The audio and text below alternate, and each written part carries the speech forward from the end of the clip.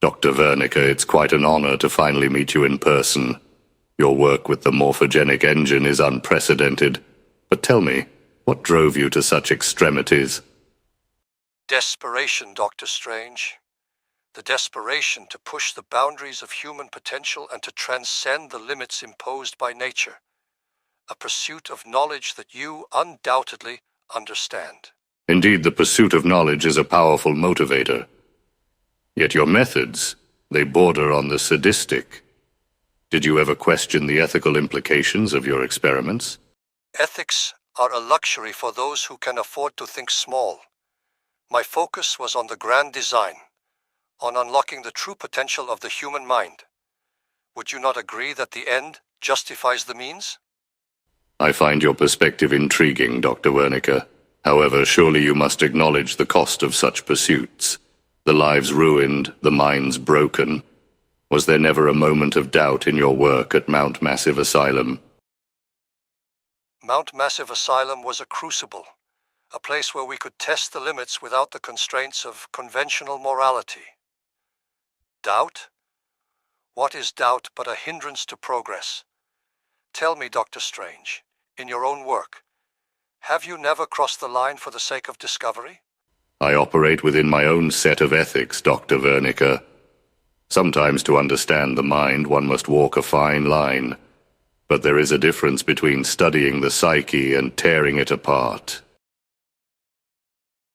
And yet we both aim to comprehend the incomprehensible. Perhaps we are more alike than you care to admit, Dr. Strange. Perhaps. But let's discuss the Walrider. Was it an ultimate expression of your work, or a failure you could not control?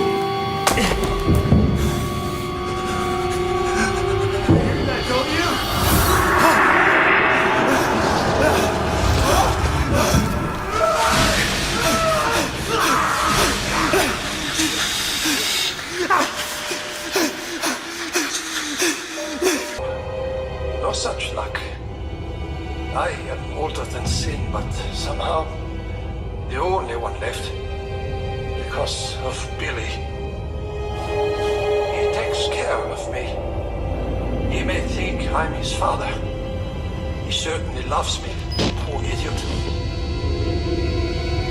Do you know what the symbol represents? It warns of a nanohazard. Microscopic machines. The Walrider is the apex of human advancement, a glimpse into what we could become if we freed ourselves from biological constraints. It is not a failure, but a testament to what relentless pursuit of knowledge can achieve. A testament or a warning? One could argue that such power without restraint leads to chaos. What safeguards did you envision?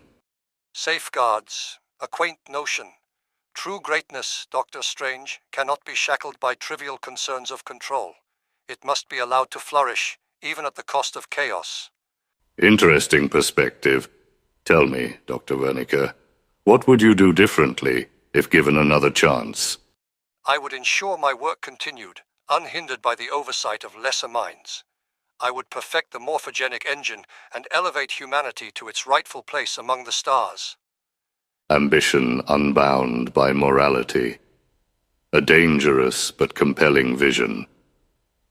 You and I, we push the limits in our own ways. Perhaps there is more we can learn from each other. Perhaps, Dr. Strange. Great minds, after all, think alike. Not exactly, Dr. Wernicke. The concept of the Walrider is indeed fascinating. Yet it seems rather uncontrolled, doesn't it? Some might even say it was more of a desperate gamble than a calculated step forward. Desperate? Not at all. It was the next logical progression in our work. Ah, yes, logic.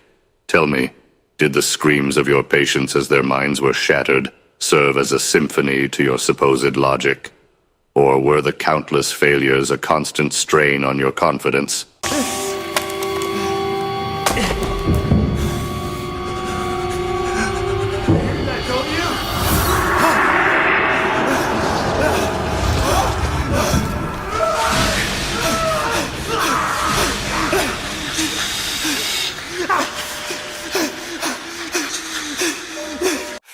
are part of the process, Dr. Strange. They are stepping stones to success.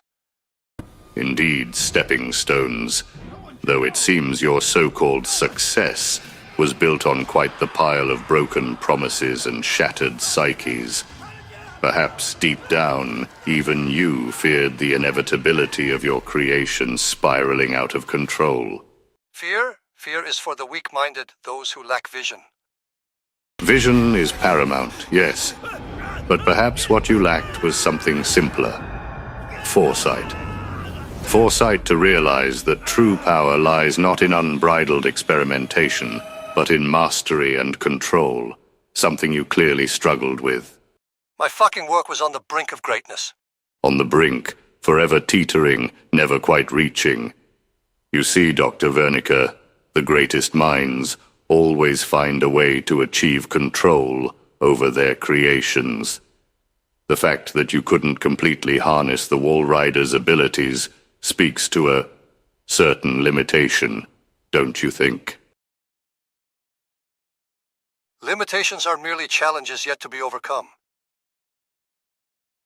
And yet, the Walrider remained an example of what happens when a creation outgrows the creator's grasp.